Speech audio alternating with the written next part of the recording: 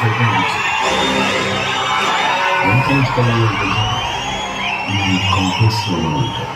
1 million units ఉన్నాయని దగ్గర ఏమీ లేవు.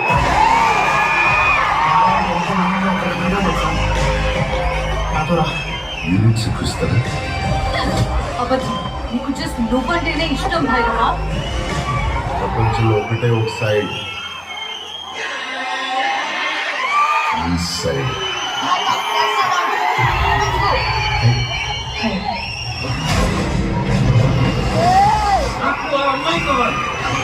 పాయింట్ ఏంటంటే నేను ఒక్కడిని అమ్మాయిని తీసుకురాగలను.